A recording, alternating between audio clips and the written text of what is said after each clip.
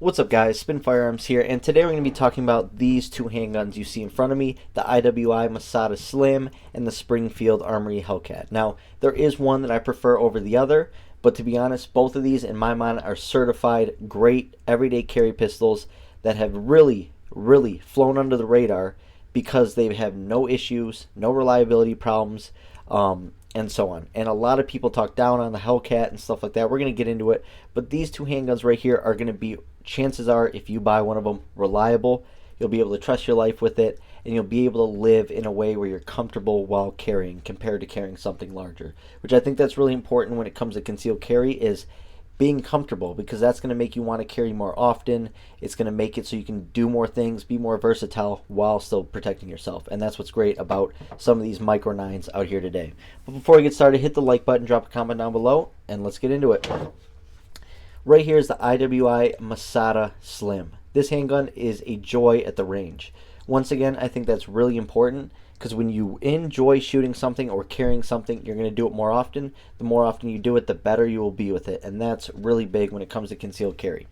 I like that the sights are a little bit taller than your average sights. It makes for a nice co-witness with that optic, even though I run mine without an optic.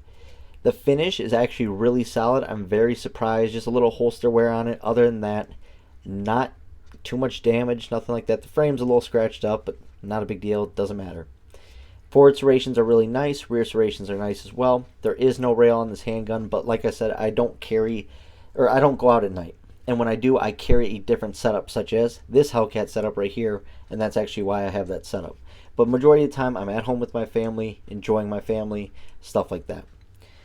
Overall ergonomics, when you pick up this handgun, are great. It feels like a Glock 43X makes your hand feel. It just is on point, or like an Armory Craft P365 grip module. And you can always use code SPN for 5% off. But they just fit the hand really well, and it makes you feel really confident with that handgun. You just feel, it feels right.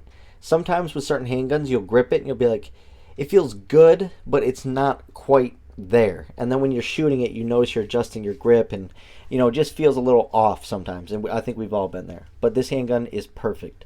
The texturing is really nice, so I don't think I would end up adding any grip texturing to this or putting anything on it. It's actually perfect the way it is. Now, the magazines are nice because they do come with this little flared magwell. Being 13+1 in this setup, the flared magwell is nice. If you have a terrible malfunction, you can go ahead and rip it out. And then obviously you don't have to worry about that, because if you use the Jericho larger mags, you can rip it out from the base pad, which would already act like a flared magwell or something. But it also locks your finger in there. When your pinky wraps around, it locks these fingers together and up, and it feels really good. And that's part of the reason it feels so great in the hand. It feels secure almost, if that makes sense. And as you can see where this line starts, it's a common theme on a lot of handguns. Where this line starts, the frame becomes thinner. It's thicker up here in that slide, and it's thinner down here. So that really helps with handling recoil and stuff like that because of the extra weight. But being so thin in the grip is what's going to help you stay concealable. So that's actually a really nice combination, and I don't mind that at all. I carry the Glock 26, which has a thicker slide, but the same width frame. So it's actually pretty cool that they thought of that. It's almost the best of both worlds, if that makes sense. Everything functions. The firearm safety checked and cleared.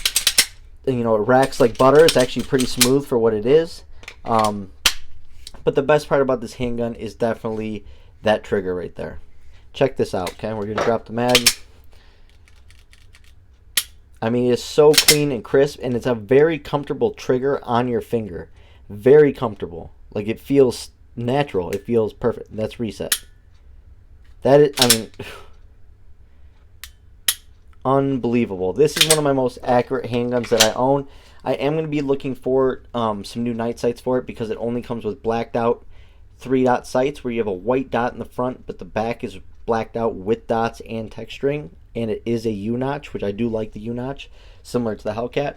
But overall, this handgun is as solid as can be. Now, real quick, Hellcat is safety checked and cleared. And I'm going to throw the 13-round mag in for the Hellcat. That's the 13-round mag. We'll do a size comparison. 13+1 on the right, 13+1 on the left. So very comparable, right? And then width, as you can see, the Masada is thicker and a little bit longer, but has a longer barrel as well. So you do get benefits out of that. You get benefits out of being, less snappy, less muzzle flip, stuff like that. Longer barrel, more accuracy and velocity, but with the Hellcat more, being comfortable, stuff like that. So the Hellcat is one of my favorite handguns that I own. It is actually my second behind the Glock 26. My main carry one is a black one. This is my nighttime carry with the Hellcat. I rarely ever carry it, as you can see. But if you are going to get a Hellcat, I do recommend the stainless steel. Whereas the original Hellcat in black, it has a nice finish. It's not going to rust or anything. It really does show scratches. And I got this for like $20 more than I paid for my other one. And I think it looks really, really clean and nice, and it shows no scratches. So overall, a really solid coating. So if you want to go with something like that, I do recommend it. And you can find it all over the place. This firearm right here is the smallest firearm for capacity, for its size. For instance, when it has the flush 11 round mag, this is the one with the pinky extension, but with the flush mag, it's 11 plus 1 in the same exact size as a P365, which is 10 plus 1 with a flush mag. So a very, very small handgun.